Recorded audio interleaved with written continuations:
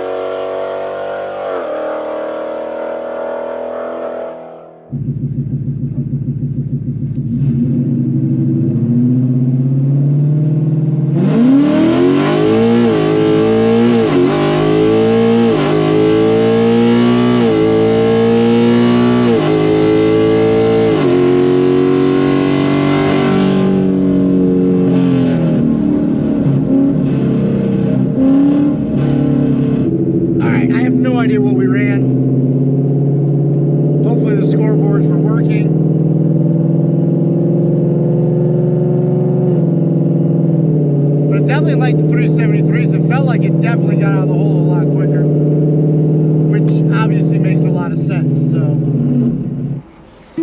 60 foot was better, but it went 124. Really? Yeah. Yeah, baby! Woo! Yes, Frank. I love it. Well, we finally did it. Ran a 1095 at 124 and change. Now, it wasn't quite the mile an hour we had last week when it went 128 and change, but once again, you go through the traps at 7,200 versus going through the traps at about 6,000. Car's making way more power at 72 than 6,000. Your mile an hour is gonna suffer. But we did go a 162 short time, which got us to that 1095. We made a couple more passes. The next two were in the 10. The last one slowed down a little bit, but we're super stoked. We're very happy. Thanks to all the sponsors on the car. So shout out to Chris Seahorn and the guys at Circle D for the torque converter. My buddy Jason at 1320 Junkie for the ported manifold. The whole team at Cook's Headers, working with them to get the very first set of 2024 Mustang headers bolted onto an S650. Then you got Auburn Gear hooking us up with that new diff.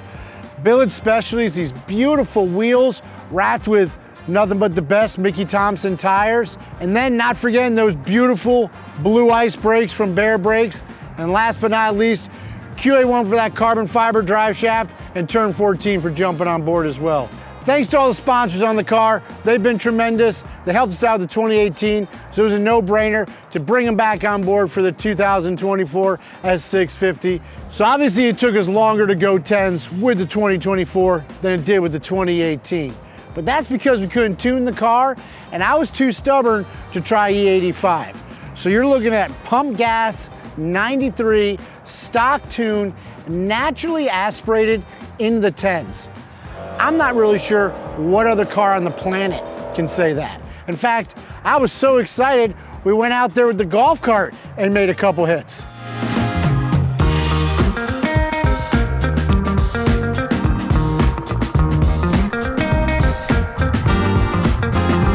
Because here at Steeda, we can't leave anything stock. Why? Speed matters.